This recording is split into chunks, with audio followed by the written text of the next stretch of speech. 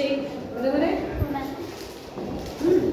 ज्याविषयी डिस्कशन केलं आपण पाहिलं की किती सरफेस वॉटरनी कव्हर केलेला आहे. 7 कॉन्टिनेंट सुद्धा आपण पाहिले ना? 7 कॉन्टिनेंट्स पाहिले ना आपण? पाहिले का? दिसते का?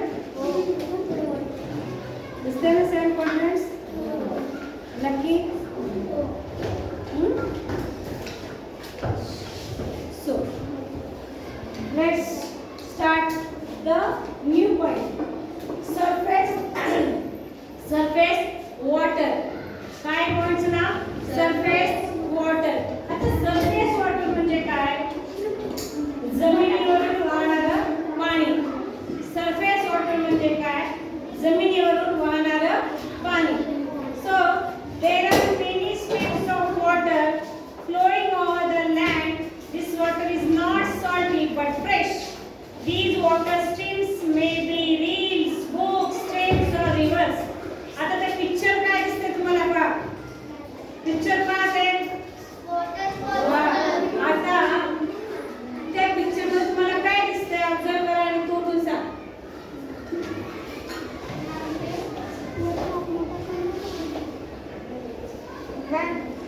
हां सांग. मॅम मॉस दिसतंय त्याच्यात. काय दिसतंय? मॉस. बरं हां. मॅम त्याच्यामध्ये ना झाडे दिसतात. बरं. काय? There are many streams of water flowing over the land. पृथ्वीवर काय आहे? जमिनीवरून वाहणारे लहान मोठे काय आहेत? पाण्याचे स्ट्रीम्स म्हणजे काय? प्रवाह आहेत. Okay. This water is not salty.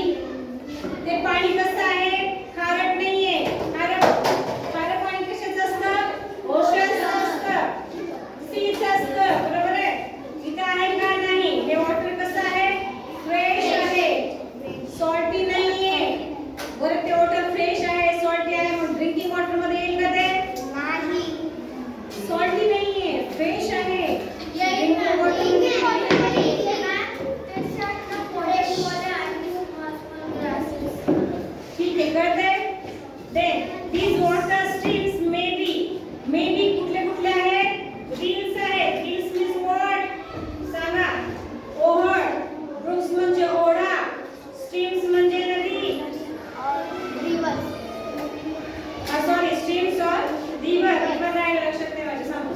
Streams किंवा रिवर म्हणजे नदी. कळतंय?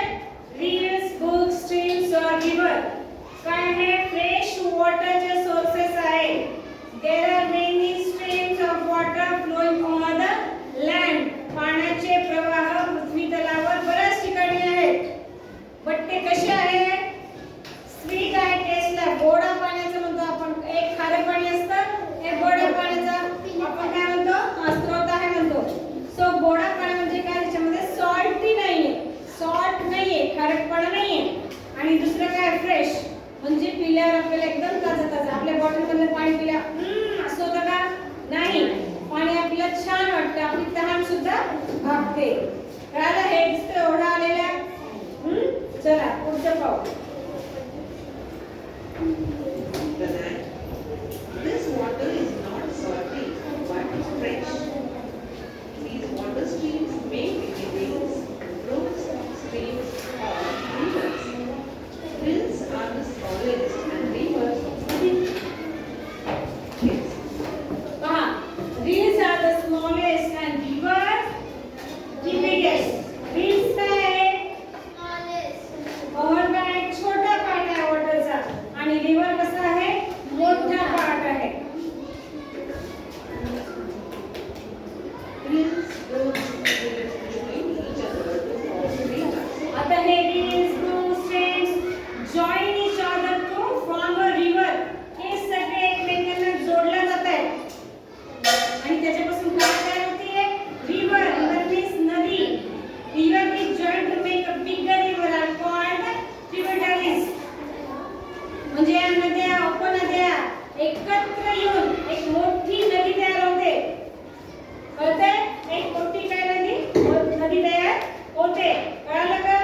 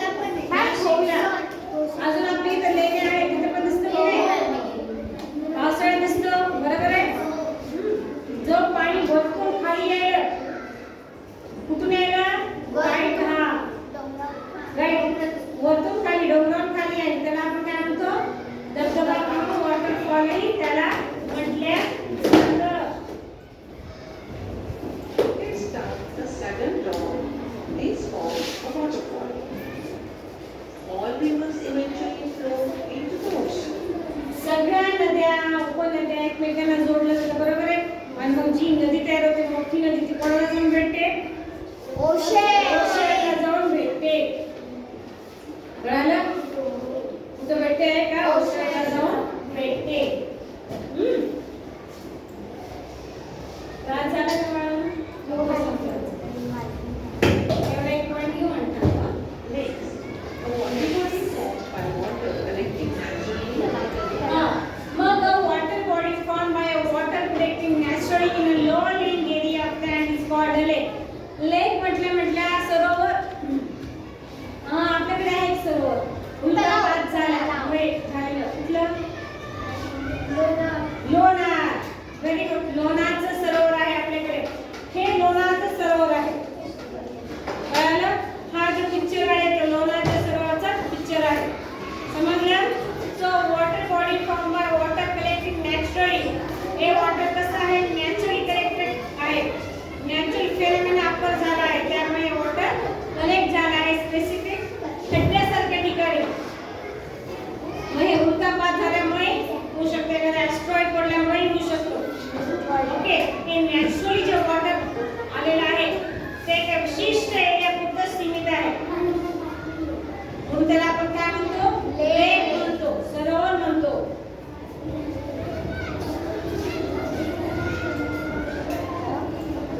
Area of land is a lake. Water in the form of ice. आता पाणी फक्त इकडे पहा. पाणी water in the form of ice. Water जे आहे फक्त लिक्विड स्वरूपातच असतं का? नाही. काही वेळेस तो सॉलिड फॉर्म मीन्स आईसच्या फॉर्म मध्ये सुद्धा भेटतं. आईस म्हणजे काय? बर्फ.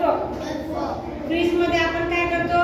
पाणी टाकतो आणि फ्रीज मध्ये ठेवतो, फ्रीझर मध्ये ठेवतो.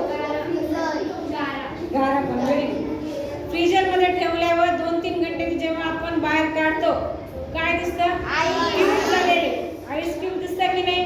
म्हणजे वॉटरचं ट्रान्सफॉर्मेशन झालं सॉलिड मध्ये. पण ते कोणत्या? आईस मध्ये. आणि परत आपण तो आईस रूम टेम्परेचरला बाहेर ठेवला त्याचं परत काय होतं? पाण्यात रूपांतर होतं. कळतंय? चला पाहू मग हा पॉईंट पाहूया. Water particles in the cloud freeze and in cold region they come down in the form of snow. Snow means काय? नक्की ऐकलंय बर्फाविषयी? ठीक आहे. आता आपण इथे थांबू. आपला तास संपलेला आहे. नेक्स्ट तासाला आपण परत भेटूया. ठीक आहे? चला काही डाऊट असेल तर विचारा. हाँ, अच्छा तो मुझे आता जैसे मतलब कि एस्ट्रॉइड